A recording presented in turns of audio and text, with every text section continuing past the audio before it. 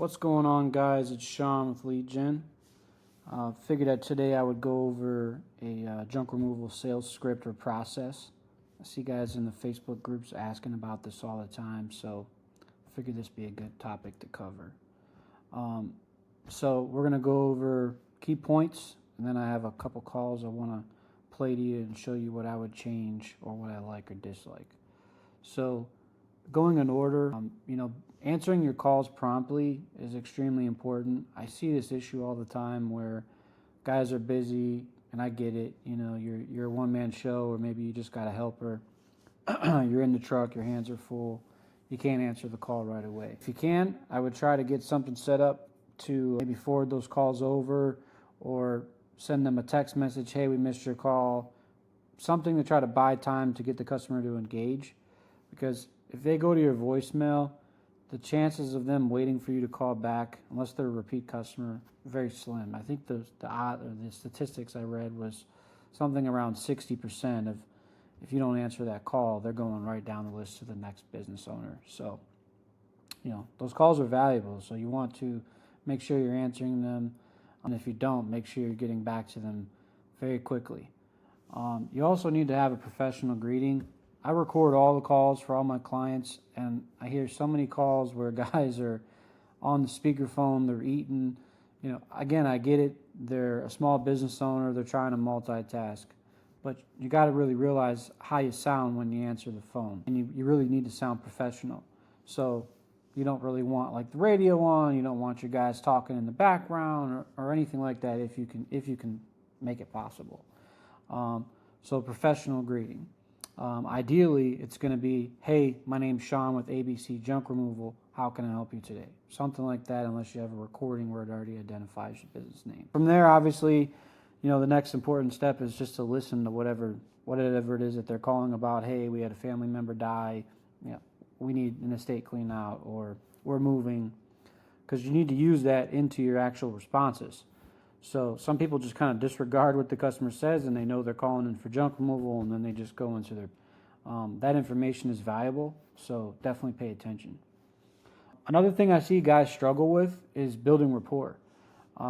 It's very hard to differentiate yourself in the junk removal industry, right? Everybody has a truck, has a trailer, a box truck, and a Zuzu truck. They got 300 reviews, you got 200, you're all licensed if maybe you're in New York or wherever. You all carry insurance. So what are you really going to say to differentiate yourself? Well, maybe we're veteran owned, or, hey, the guy down the street, he just gets rid of it illegally, or that's why he's able to. You don't really want to focus on those type of key points because there's not much there for you to be able to separate yourself from your competitors. I mean, of course, there's a little bit, but it's not as drastic as it is in some other industries. So the way that you move around that issue is really just kind of building rapport.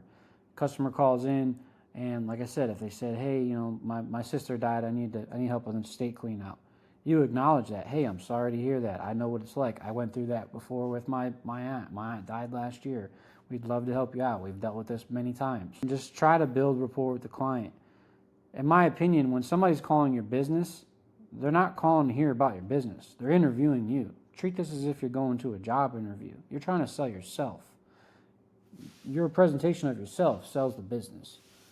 So engage with the conversation, and again, just focus on building rapport. Another issue that I see is guys are so quick to give a price, and they build no value prior to giving out that number. So if you really want to build value in your service or your product before a number is released. So for example, hey, how much do you guys charge for junk removal? Your response should be, one, trying to get an idea of what type of junk removal service do they need. Do they need 100 cubic yards removed out of their house or 5? Once you narrow that down, it should be responded in a way of, yeah, for sure, we're going to send out 2 guys in a truck and trailer, fully licensed and insured. They're going to load up everything, put it in the truck. You can just point and let them know what needs to be removed, and then we're going to haul it away. At the end of the job, we're going to go ahead and collect payment based off what you told me. It's X amount of dollars. So again, I'm giving you features or services of what I'm providing, and then I'm giving you a number. You never just want to jump in and say, oh, it looks to be like $500. The pricing I see is always a big argument in these groups. Should you give pricing? Should you not give pricing? I kind of have a stance in the middle, but I lean more towards giving a price. Here's why. No one wants to call a business and not be able to understand what the cost is. Now, there are going to be some people that say, well, you don't call a plumber or a HVAC guy or an electrician and they give you a price. Those are different scenarios because they have no idea what the price is, right? Oh, I have an issue, my power's out. I don't know what's wrong with it. And at the end of the day, they're just going to say, okay, we charge a $100 service call. Our guys will let you know when they arrive. In junk removal, you have an idea of how your pricing works, even if you don't know what the customer's price is going to be. So instead of giving a price in that scenario, you can give an idea or range of how you price your product. This only works, though, if your pricing is simple. If you have one of those complex brochures I see guys have that have 1/16 of a truck with a sliding scale, then this isn't going to work. Your pricing needs to be simple and just no bullshit, straight to the point. Hey, we charge $1,000 for a full load, and ideally just prorate it. We charge $500 for a half load. But you're going to, whatever price you make, you need to cater this to however you price. But ideally, if I'm building out a price sheet, I'm keeping it simplified. No one wants to do a math equation when they're trying to figure out how much you're going to charge them. So back to my point, to the pricing. If a customer gives you a description or sends you a photo and you know, okay, hey, yeah, I'm going to charge $250 for that, then go ahead and release it and say, yeah, we're going to provide all of this, X, Y, Z, blah, blah, blah, blah, blah. Looks to me about $250 based off of either what you told me or what you sent me. And I always put that statement into the sentence so that way if it changes, if they misled you, if something's wrong, you would go back to say, well, hey, I only gave you that price because this is what you told me. Now I'm here and it's different. But again, you would want to reiterate at the end of the call that, hey, when our guys come out, they're going to do a walkthrough, they're going to get an idea of what's going to be taken, and then they're going to confirm my pricing on the spot. So you'll see this difference in the group where some guys, they just want to sell the estimate. Like, hey, let me schedule a free estimate for you, and there's no obligations, and we'll come out and give you a price on the spot.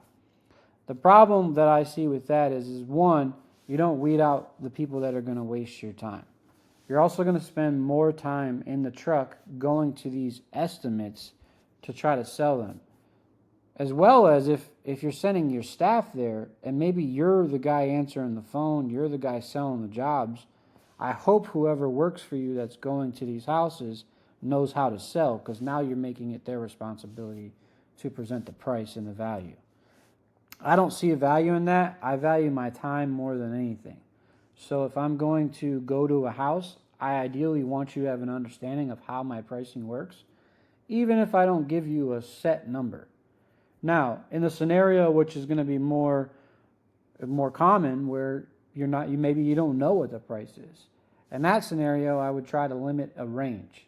Now, there's a flaw I see with some guys. The way they do this is they say, oh, our truck minimum is $95, our truck a full load is $1,000. That's way too wide of a range, and if the customer that's calling in that really only had $150 worth of junk just heard you say it could be up to $1,000, chances are you've scared them away. So in that scenario, if somebody gives you a description or sends a photo or whatever, you would try to, ideally myself, I'm going to try to narrow it down into a more narrow window. Maybe half a load to a quarter of or 3/4 of a load. So maybe it sounds like between 500 and 750 based off of what you told me. But again, when our guys arrive on site, they'll do a walkthrough, they'll go through the property, they'll figure out what exactly is leaving, and they'll give you a hard number right on the spot before they even start. Once you authorize that, they'll go ahead and get started, and they'll just collect payment once the job is done. And if for whatever reason the price is not what you expected, no worries, there's no obligation. You let them know, they pack up and get out of there. Straightforward to the point. Selling estimates does not make sense in junk removal. Your average ticket is $400 or $500. So driving around trying to do these estimates just legitimately doesn't make sense. Now into the pictures. It's great if you can get pictures. I see some issues with how guys approach getting pictures though. Hey, how much does it cost for junk removal? Oh, this is my cell phone. Can you text me some photos and I can get back to you and give you a price? Yeah, sure. Click, sends the photos. Don't do that. If you want somebody to send you photos, for one, you should be sending the text message to them because you should be using a tracking number, so you don't really want them texting your tracking number. Two, you would ideally want to do that while you're on the phone with them. Hey, yep, I got the photos. It looks like it's probably somewhere in the ballpark of this. That's really the best option. Don't get off the phone and have them send you text messages later. If that is the conversation and where it's going, and it's like, oh, I don't have photos, I'll get them to you later. Okay, well, hey, no problem. Let's lock in your appointment now. Based off what you told me, it's XYZ or what I think the price is going to be. We'll lock it in now. I'll shoot you a text when we get off the phone. Send me those photos, and I'll confirm with you what the pricing is later on when you get a chance to send me those photos. So just move past that completely. Don't let that be an objection to why you're not scheduling the job now because they don't have photos now. Again, just to kind of clarify on the simple pricing, you really don't need to have these ridiculous sliding scales, these, oh, we charge $95 extra for a mattress and $25 for a TV and blah, blah, blah, blah, blah. If you're in some area where your landfill actually charges you a fee for that specific item, I know that's common in some areas, like tires, for example, okay, that makes sense. But don't have some crazy list of all the household furniture of, oh, if you have an end table, it's $20. If you have a dining room table, it's $75. Just measure in cubic yards. It's just that simple. Hey, I have a 20-yard trailer. Our minimum is $150. We charge $50 a cubic yard. And put it on them to measure out what they think it's going to be. Hey, if I told you a washing machine is 1 cubic yard, if you put all of your debris and junk into one pile, how many washing machines do you think that is? Or if it was a parking space, how tall do you think it is? Use something that the customer is used to or has some type of knowledge of. Most people don't know what a cubic yard is. So you need to relate it to something that they understand or grasp. Ideally, your landing page or your website would have the size of your truck on there or trailer. So that way when they call, you could say, hey, are you on our website? Do you see how large our truck is? Assuming you don't have some really small trailer. Ideally, this makes sense when it's larger. That's 20 cubic yards. How many yards do you think that would fill that up? Again, use something that they can see or they understand in their everyday life. The next, I guess, objection that I see a lot is the availability. So junk removal, really, most people want the service done within 3 days, maybe 5 days tops, unless it's some, I don't know, a state service. We need a state clean out, 3 weeks from now when the court grants it or when we fly in.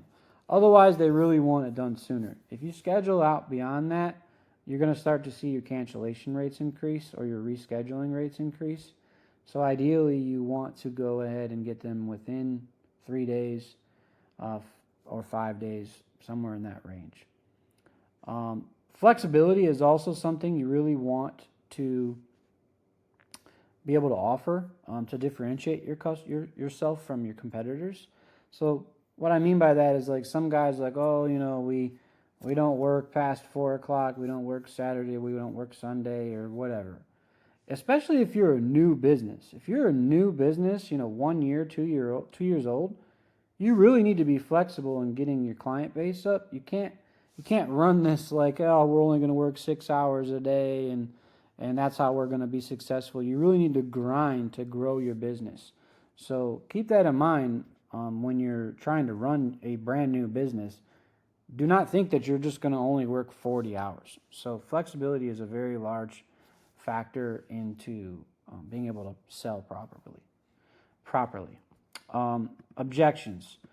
So you're going to hear some objections, I don't know, oh, it's too expensive, I thought it was going to be less, or, oh, I can put it on the curb for free.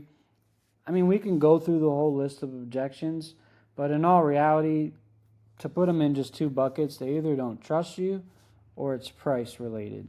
So if they don't trust you, you need to be able, again, to build rapport and engage with them so they can see why they would trust you. Hey, we have 500 5-star reviews. We're properly insured. If we are in an area where there's a license, we carry a license. We commit commercial auto, whatever. Hey, we're a local business. It's one big factor that you kind of want to put into your pitch is, we're not a franchise. So I would always put in, hey, we're locally owned, we're veteran owned, things like that. Or value is sometimes people just don't realize how much junk removal costs, right? You hear people all the time like, oh man, that's crazy. I didn't think it'd be so much. Or, oh, I can put it out on the curb for free. For some reason, people don't realize that they don't put trash on the curb for free. They pay for their trash every month or every quarter and their utility bills. So I kind of dial that in, and if somebody kind of gives me pushback on the price, I just kind of engage with them and say, well, what did you think what it was going to cost? And then whatever number they say, I would have a response of, yeah, I understand. I kind of would, you can push it on the economy. Things have kind of went up, insurance, blah, blah, blah. I got to send 2 guys out. We still got to pay to get rid of it. Sometimes people think like you're getting rid of this trash for free. So it's going to really vary depending on your business model. So I can't really give you a definitive objection for pricing without knowing more about your specific business, because maybe you are too expensive. Maybe you charge $100 a cubic yard and everybody else in your industry around you is charging half. So you really want to be competitive in your pricing. And again, you want to build value into that pricing as well. Assuming the sale. So sometimes I hear these guys may get into these exchanges where they give a price or they give an answer to objection and there's like this awkward silence. That's the time for you to go in to close. And assuming a sale is not you asking like, does that sound good or is that okay? Or, you need to be confident in these conversations. So, hey, it's $500. We can get out there as soon as tomorrow. What time is good for you? What time would you like us to be out there? Does 10 to 12 sound good? What I did there is I'm assuming that you wanted to hire me. And I'm putting out a time of urgency saying, hey, I can be there as soon as tomorrow. So go in and assume the sale. Even in the objection, you can give the objection, wait for them to respond, and then object again, or I'm sorry, not object again, but answer their objections again, and then go into assuming the sale. Well, hey, look, this is why we're like this. I can be there today, I can be there tomorrow, or whatever. In the event that you don't book these jobs, you need to have a follow-up process. So maybe it's, I really want to schedule this, but I got to talk to my husband or whatever. Even just sending a simple text message after you get off the call, which you can automate. I mean, we use tools like Go High Level where we can send a message out of a summary of the call. Hey, I really appreciate your time. Again, my name is Sean with ABC Junk Removal. We discussed XYZ and I quoted you this. Here's my direct number if you have any questions or if you want to move forward. And just shoot them a text. And then maybe in a day or 2, follow up. Especially on bigger jobs. I see a lot of guys write estimates on $3,000-$4,000 jobs. They write the estimate and then no follow-up. You need to follow up on these. Now, I have a call that I want to play for you guys, and it's not a junk removal call. I actually picked a dumpster rental call because they're harder to sell than junk removal. It's even harder to differentiate yourself. And I want you to listen to some of the points that I've shown on things that I would change or things that I like, and we can kind of go from there. This is Tyler speaking. Yeah, I was wanting to see what the prices are for your dumpsters. Where are you located? Clearwater. And how long do you need a dumpster for? Probably 3 days. I have 20s for 500, 30s for 700. That's outrageous. Yep, thank you. All right. So let's go in the beginning. He picks up the call. It sounds like he's on speakerphone. It sounds like there's a TV in the background. It could be the customers.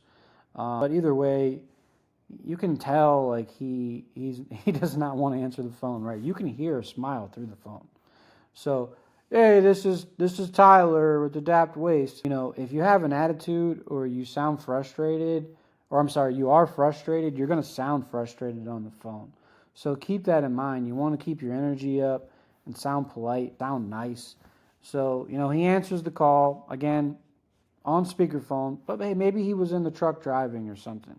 So in that scenario, if he was, I would have put somewhere in the call, like, hey, I'm on the road, driving at the moment, so just so you know, I got you in speakerphone. So I would have set that tone. He never engaged with him. He never got the guy's name.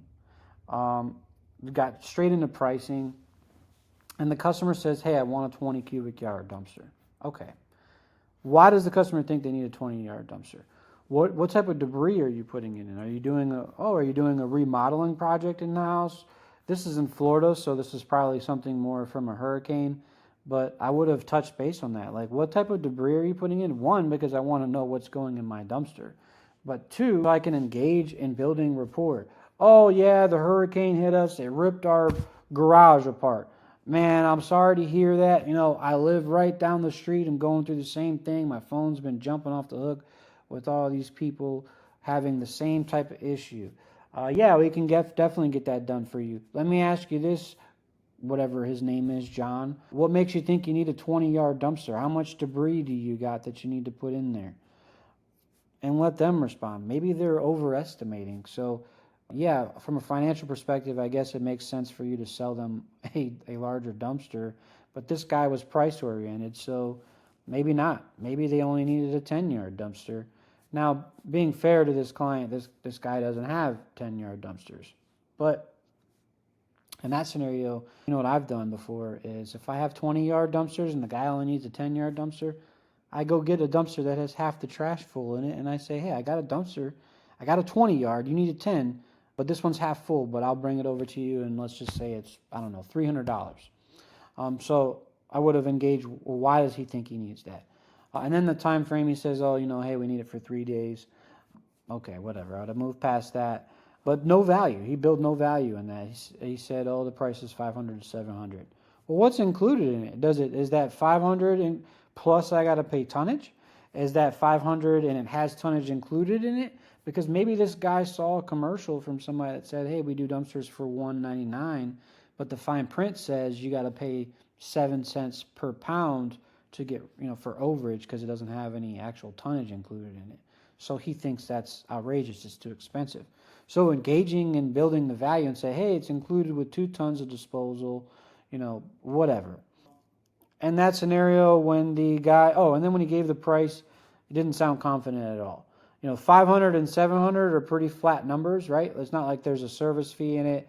There was not a fee of a travel fee or anything like that. So it was just a straightforward number. So I don't know why he didn't really sound confident. Like, it's five. You had to think about it. Like 500, 700.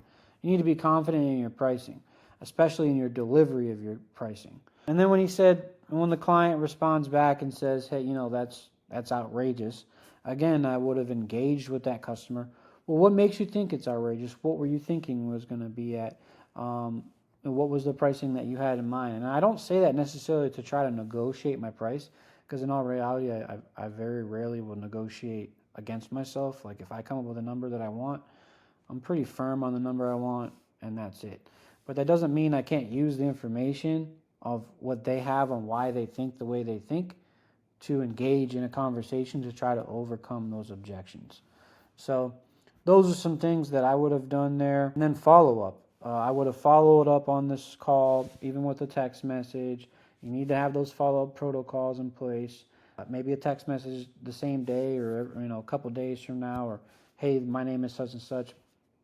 Another reason why you want to do that is, let's assume a customer calls in and says, hey, I need some junk removal, and you say it's $400. Oh, that's kind of high. I'll let you know. I'm going to call around. Okay, no problem. They hang up, they call the next company. Hey, I need some junk removal. Yeah, sure, it's $400. Oh man, I didn't realize it was going to be that expensive. Okay, let's schedule an appointment. Maybe you give them sticker shock in the first call, but in the second call when they speak to another company, there's nothing. Maybe they don't even remember the name of your company. there's no follow-up for them, for you to maybe just call, to call you back. And if somebody's quoting the same price, I mean, what are the chances the customer's going to say, okay, yeah, never mind. The first guy quoted me 400. I'm going to go back and call him. So again, you need to follow up with the customer. And yeah, I think that's really all I got for you now. And I'll go in more depth in another video on objections and things of that nature. So, peace.